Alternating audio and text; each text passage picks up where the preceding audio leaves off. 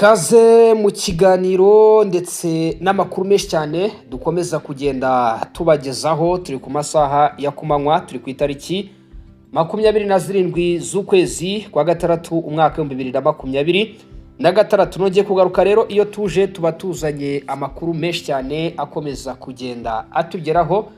Ni byinshi tugiye kugenda turebera hamwe, ni byinshi tugiye kugenda turambura, aho tubabwira uko ibintu byifashe ndetse nuko bihagaze muri rusange. Namakuru ava mu burasirazuba bwa Repubulika ya Demokarasi ya Kongo. Ni byinshi tugiye kugarukaho, by'umwihariko ibiri baravuga ku kibuga cy'imirwano, ariko kandi reka twinjire muri izi ngingo tugiye kugenda turebera hamwe, ndetse tukanababwira uko ibintu byifashe, ndetse tukanababwira uko ibintu bihagaze. Muri aya masaha rero tugiye kugaruka ku makuru arimo aravuga mu by'ukuri ko ibice byinshi cyane M23 yari irimo yabivuyemo mu ntara ya Kivu y'Amajyaruguru muri teritwari ya Masisi. Ibindi bikaba bino biragabwaho ibitero hafi ya Rubaya. Ibintu bikaba bimeze nabi, turaje tubigaruke mu buryo burambuye cyane. Uhagarariye RDC rero mu by'ukuri ubwo tuba tuvuye ku kibuga cy'imirwano turinjira mu nkuru ko uhagarariye RDC yamaganye ibikorwa by'ama 23 asaba ishyirwa mu bikorwa y'icyemezo 27 bamwita Zeno mu Kongo. Turabigarukaho mu buryo burambuye cyane, tubabwira ibyo yavuze muri kiganiro. Turaza kubabwira ko hari amakuru avuga ko guverineri w'intara ya Kivu y'Amajyepfo yatumijwe igitaraganya mu mujyi wa Goma mu rugendo rero rwihariye. Ngira ngo rero nta kindi kintu yatumirijwe no kureba uko urugamba rubahagararanye. Ibyo byose rero tugiye kubigarukaho mu buryo burambuye cyane, tubabwire buri kimwe, tubabwire uko ibintu biri. Wowe icyo usabwa nta kindi rero ni amakuru, kandi ni ugukanda kuri subscribe, natwe tugakomeza kugukurikirana buri kimwe cyose. Niba uzi ko ari ubwa mbere, ndetse kandi ukanakanda kuri like, ubundi ugakomeza kubana natwe mu biganiro byacu bya buri munsi. Muri kiganiro turaza kuba turi kumwe na muganga Dr Pembe ukorera kwijwi burasirazuba bwa Repubulika ya Demokarasi ya Kongo. Uyu muganga avura indwara z'amarozi. Ku bindi bisobanuro ushobora kumwandikira cyangwa se ukamuhamagara kuri izo nimero ziri kuri screen zawe. Akarusho, atanga free delivery ku isi hose. Icyitonderwa, wishyura serivisi wamazije guhabwa. Tuguhaye ikaze rero twihuse cyane tudatinze makuru yacu ndetse n'ibiganiro byacu bya buri munsi, aho turambura ibikomeye cyane, tugakomeza kugenda tukubwira uko ibintu byifashe ndetse nuko bihagaze muri rusange. Imirwano ikomeye rero yongeye kubura ku mirongo myinshi y'urugamba. N'amakuru arimo aragenda tugeraho. Amakuru akomeje kuvuga ko ku mirongo itandukanye mu ijoro ryo kuri wa gatanu tariki 26 Kamena 2026 guhera ku isaha ya 5:30 kugeza mu gitondo cyo kuri wa gatandatu tariki 27 Kamena 2026 habaye ibitero n'imirwano icyarimwe ku mirongo myinshi cyane y'urugamba mu ntara ya Kivu y'Amajyaruguru teritwari ya Masisi. Nk'uko amakuru abivuga, imirwano yatangiye mu duce bita Ruki, Gasenyi, Nyakigano, Cayi, Gasake, aho impande zihanganye zaba zagaragazaga kwagura ibirindiro byazo, gufata imyanya ifatika. Aha rero utu duce twose mvuze ni uduce twunamira iyitwa Rubaya. Utu ni uduce twunamira iki? Iyitwa Rubaya. Nitwo twaje kumvikanamo urusaku rw'imbunda ziremereye, ni natwo twaje kumvikanamo imirwano ikomeye cyane. Iyitwa Nyakigano ubu iri libere, iyitwa Kawere iri libere, iyitwa Runigi ni Kinigi ni Runigi iri libere. Ubu tuvugana Rubaya ibice byose biyegereye ibyinshi birimo kumvikanamo imirwano. Izi za Cayi murazizi, ni hafi neza ya Rubaya ndetse na za Ngungu. Aha Gasake, za Gasenyi hose murahazi. Aha hose rero harimo harumvikana urusaku rw'imbunda ziremereye, aho ingabo za leta ya Kongo FARDC arizo zirimo kwatakana bikomeye cyane n'abarwanyi b'inyeshyamba z'umutwe wa 23. Hari pozisiyo rero zari zirimo abarwanyi 23 muri bice, hari na pozisiyo zari zirimo igisirikare cya leta ya Kongo FARDC. Ariko nk'uko amakuru aturuka muri ibyo bice abivuga, ingabo za Kongo zikomeje kugaba ibitero mu birindiro ndetse kandi bakaba banashaka gufata imyanya ikomeye cyane izi nyeshyamba zifite. Utwo duce twose rero ndimo ndavuga twunamiye iyitwa Rubaya Centre cyangwa se zone minero Rubaya. Utu duce turayunamiye, urumva rero kuberamo imirwano ni ikintu kidasanzwe ndetse n'indi ntambwe ikomeye cyane ku ngabo za leta ya Kongo FARDC. Mu by'ukuri abaherereye muri teritwari ya Masisi mu makuru batangaza barashimangira ko ibintu bitoroshye, bityo si ibyo bice gusa byegereye Rubaya, ariko kugeza amagingo yangaya amakuru dufite nuko abaturage bari muri Rubaya Centre bakomeje kugira ubwoba bukomeye cyane. Abenshi baribaza uko biri buze kuza kurangira, abandi barimo baravuga ko panike ari yose mu mujyi rwagati. Mu by'ukuri bakavuga yuko rero batewe impungenge n'icyitwa urugamba rukomeye cyane rukomeje kumvikana aha muri East Congo. Amakuru akomeza avuga ko ku isaha y'isa 12 imirwano yarushaho gukomera cyane kugera no mu bindi bice birimo agace bita Bibwe, birimo agace bita Nyabikeri, birimo agace bita Ronga, birimo agace bita Rwankeri, ndetse n'ibice biherereye muri teritwari ya Masisi. Biravugwa ko imirwano yagiye yiyongera, urumva uduce twinshi cyane hano muri Masisi, urumva yuko twagabweho ibitero.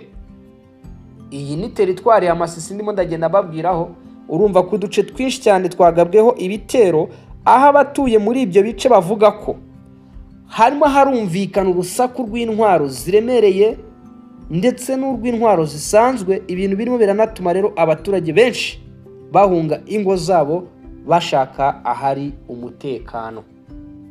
Aha ni ku butaka bw'igihugu cya Repubulika ya Demokarasi ya Kongo, niho intambara irimo gufata intera iri hejuru cyane.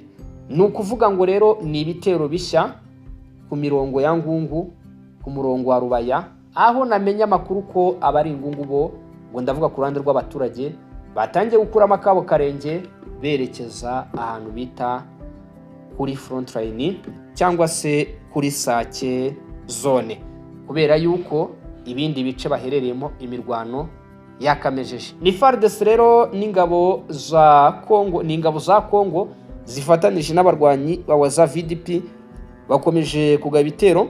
Hagati aho ngaho rero amakuru atandukanye arimo aratangwa n'impande zihanganye, arimo arerekana ko umutwe wa 23 mu by'ukuri wagabweho ibitero n'ingabo za leta ya Kongo FARDC mu by'ukuri, ndetse ko mu aka kanya uyu mutwe urimo uranashinjiza ingabo za leta ya Kongo FARDC Kongo zarashe mu baturage. Ariko mu matangazo akunze gutangwa n'uyu mutwe ushimangira ko ingabo za guverinoma ya Kongo ziba zarashe mu baturage. Gusa ku rundi ruhande guverinoma ya Kinshasa nayo mu itangazo igisirikare cyayo gisohora kivuga ko izi nyeshyamba z'umutwe wa 23 biba ari ukubeshya, bagaba ibitero ku birindiro by'izi nyeshyamba.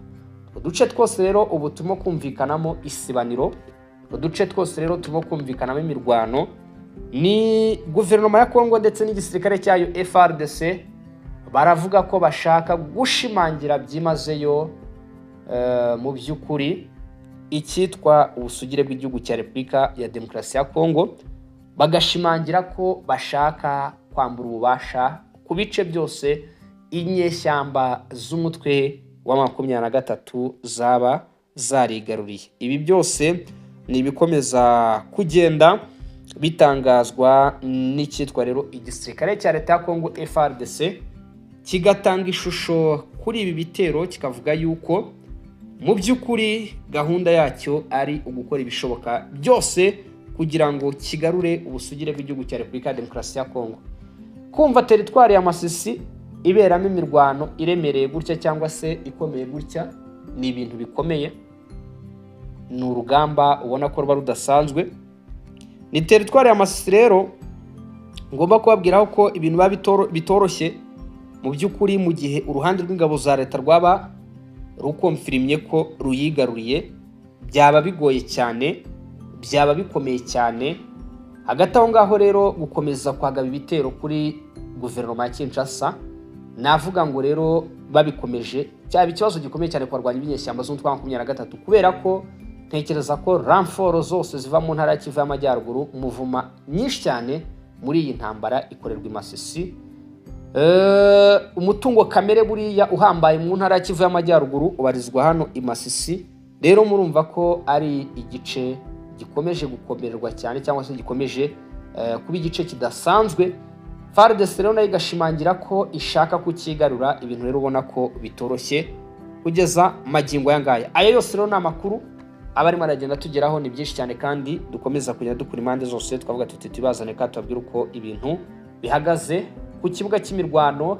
Ubu imirwano rero ikaba irimo irasatira iyitwa Rubaya Centre cyangwa se zone ya Rubaya, kubera ko uduce twose noneho twari turi muri iyi axe turimo kuberamo imirwano. Ngungu uduce tuyirimo turimo kuberamo imirwano. Ibyo byose rero nibikomeza kugenda bigaragaza uburemere bw'intambara ikomeje kubera hano mu burasirazuba bw'igihugu cya Repubulika ya Demokarasi ya Kongo. Mu yandi makuru rero, tuvuye ku kibuga cy'imirwano i Masisi, niho twari bugaruke tubabwira ku kibuga cy'imirwano uko ibintu byifashe ndetse nuko bihagaze. Hari amakuru arimo aravuga ko rero hacaga uwambaye muri Loni mu masaha yatambutse, hacaga uwambaye, ukuvuga ngo impaka zari zose ku kigero kiri hejuru cyane, aho amagambo yari menshi cyane, ndetse kandi ku ruhande rwa Repubulika ya Demokarasi ya Kongo uhagarariye RDC ngo yamaganye ibikorwa bya 23 anasaba ishyirwa mu bikorwa ry'icyemezo 2773. Iki ni icyemezo cy'akanama gashinzwe umutekano ku isi ndetse kandi k'ubumwe bw'ibihugu by'Uburayi. Reka twumva aya magambo ndetse n'ibyari biyakubiyemo. Mu nama yabereye rero mu muryango w'abibumbye, ubwo ndavuga Loni, ambasaderi wa Repubulika ya Demokarasi ya Kongo yitwa Zenoni Mukongo yongeye ngo kugaragaza impungenge igihugu cye gifite umutekano muke ukomeje kurangwa mu burasirazuba bwa Kongo. Mu ijambo rye yamaganye ibikorwa by'imitwe yitwaje intwaro yibanda cyane ku iroro rya twirwaneho na 23, anasaba ko hafatwa ingamba zihuse zo gushyira mu bikorwa icyemezo cya Loni nimero 2773. Ambasaderi Mukongo yavuze ko nk'uko leta ya RDC bivuga, M23 ngo ikomeje kugenzura uduce tumwe na tumwe twa Kongo, aho leta ya Kongo ishinja uyu mutwe gushyiraho ubuyobozi bwawo mu bice ifiteho ububasha no gukomeza gutangaza ko uyu mutwe ushobora kwagura ibitero byawo ukigarura ibindi bice. Ati rero ndahamagarira cyangwa se ndabwira akanama ka Loni kugira icyo gakora kandi kubaha ibyo kasezeranije isi yose kuri izi nyeshyamba z'umutwe wa 23. Yakomeje avuga ko ibi bikorwa bibangamye kandi bikanabangamira ubusugire bw'igihugu cya Kongo, ndetse kandi yashimangiye ko ibi bikorwa by'uyu mutwe w'inyeshyamba bibangamira imbaraga zose zigamije kugarura amahoro n'umutekano ndetse amahoro n'umutekano mu karere k'ibiyaga bigari. Yanashimangiye ko gukomeza ngo kwigarura ibice bishya no gushyiraho inzego z'ubuyobozi zitari za leta byongera umwuka mubi ndetse bikanabangamira abaturage b'igihugu cya Repubulika ya Demokarasi ya Kongo. Mu ijambo rye rero yasabye akanama ka Loni gashinzwe umutekano n'umuryango mpuzamahanga muri rusange kwihutisha ishyirwa mu bikorwa ry'icyemezo nomero 2773, avuga ko ari ingenzi kugira ngo haboneke amahoro arambye, hubahirizwe ubusugire bwa Kongo ndetse hanashyirweho inzira z'ibiganiro bya diplomasi. Muri make RDC ivuga ko 23 igikomeje kugenzura uduce tumwe na tumwe mu burasirazuba bwa Kongo. RDC ikavuga ko Kinshasa ishinja uyu mutwe gushyiraho ubuyobozi bwawo muri utwo duce ugenzura, aho ambasaderi Zenoni rero mu Kongo yanasabye icyemezo cya 2773 cya Loni gushyirwa mu bikorwa byihuse. Leta ya Kongo rero ngo isanga ibyo ivuga ari ibikorwa bya 23 bibangamira amahoro n'ubusugire bw'igihugu cya Repubulika ya Demokarasi ya Kongo. Ni impaka rero zari mu kanama karoni ku munsi w'ejo kuri uyu wa gatanu tariki 26, aho Zenoni Mukongo yagendaga agaragaza ko igihugu cya Kongo gikeneye amahoro arambye. Ati mwavuze ko intambara mugomba kuzishyiramo imbaraga muri Repubulika ya Demokarasi ya Kongo zigahagarara, ariko iyo turebye tubona atari cyo murimo gukora. Muri make yibutsaga ko iby'aka kanama kiyemeje katarimo kubikora. Uyu yitwa Zenoni Mukongo wagiye rero ubigarukaho mu nama yahuzaga Loni cyangwa se inama ya Loni, ashimangira ko rero bifuza kubona ubusugire bw'igihugu cya Repubulika ya Demokarasi ya Kongo, anerekana ko isi igomba guhagurukira ibibazo by'abanyekongo muri rusange, by'umwihariko ku buzima bwabo bukomeje kujya mu kaga gakomeye cyane. Nibyo kugeza ubu mu burasirazuba bw'igihugu cya Repubulika ya Demokarasi ya Kongo intambara ikomeje gushyira mu kaga abaturage, ndetse kandi ikaba ikomeza kugaragaza uburemere bw'ikibazo ndetse ku mibereho y'ubuzima bw'abaturage. Ibi rero bikaba byerekana ko ibintu bitoroshye, bikaba byerekana ko abaturage rero victim, bikaba binerekana ko abaturage rero bakomeje guhura n'ingaruka zikomeye cyane kuri izi ntambara z'urudaca zikomeje kubera muri uburasirazuba bw'igihugu cya Repubulika ya Demokarasi ya Kongo. Umutwe w'inyeshyamba za 23 utangaza ko ugomba kuzakora ubutegetsi bwa Kinshasa ndetse ukanakora leta yigenga izwi nka Kivu. Ibyo bihora bivugwa n'abayobozi bawo. Kinshasa iti twebwe tugomba gukuraho icyitwa imitwe yitwaje intwaro. Ibyo murabizi ko bikunze kugenda bivugwa cyane. Donc ni byinshi cyane bikomeza kugenda bigaragara hano ku kibuga cy'imirwano hagati ya 23 ndetse na guverinoma ya Kongo, ari naho rero abantu bavuga bati tubona inzira y'ibiganiro ishobora kugorana, ahubwo ikiriho nuko izi mpande zombi zirimo zirerekana ko zishaka kurwana. Abandi bakavuga bati intambara si igisubizo cy'ibibazo biri mu burasirazuba bw'igihugu cya Repubulika ya Demokarasi ya Kongo. Ayo rero ni amakuru arimo aragenda tugeraho. Ibyo ni byavugiwe rero mu kanama karoni, bivugwa n'uwitwa Zenoni Mukongo, ashimangira ko amahanga atagomba kuryama ngo asinzire, ubusugire bwa Kongo burahaga. Ibyo byose rero yakomeje kubigarukaho, abivugaho kandi yeruye, ashimangira ko ubusugire bwa Kongo ari ikibazo gikomeye cyane isi yose igomba guhagurukira kandi ikabishyiraho akadomo. Mu yandi makuru rero murabizi ko twebwe tuba dukomeje gutara amakuru. Biravuga ko guverineri w'intara ya Kivu y'Amajyepfo washyizweho n'abarwanyi b'inyeshyamba z'umutwe wa 23 mu by'ukuri yakoze urugendo.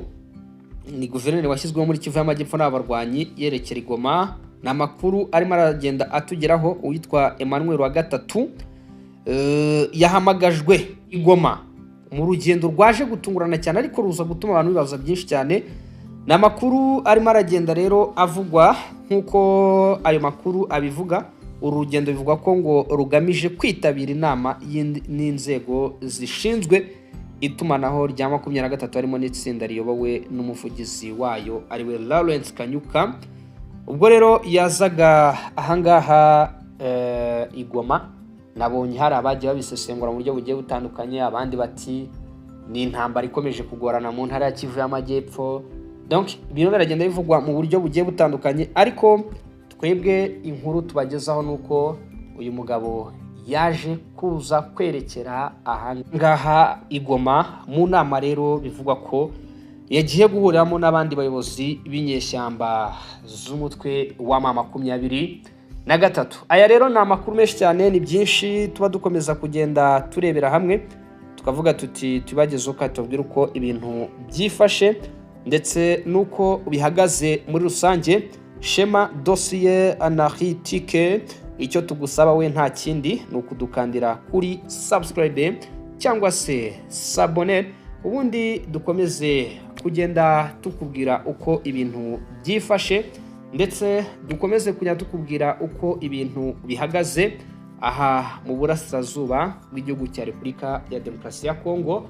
kuko kugeza amagingo yanga rero amakuru yo ni ku gihe mu ntambara z'urudaca zikomeje gufata intera iri hejuru cyane. Ayo yose rero tugarutseho yari amwe mu makuru twari twagiye dukura impande zose, twayahereye Masisi murumva ko hafi ya Rubaya ibintu bitameze neza cyane, turayamanuka rero tubabwira ibyaganiriweho muri Loni, tuyasoreje ku rugendo rwa guverineri w'agateganyo washyizweho n'inyeshyamba z'umutwe wa 23 ahitwa rero Igoma, mu nama rero yakozwe n'abarwanyi b'inyeshyamba z'umutwe wa 23. Mugira ibihe byiza, Imana umugisha bikomeze kwa namwe mirimo itandukanye mugenda mukora.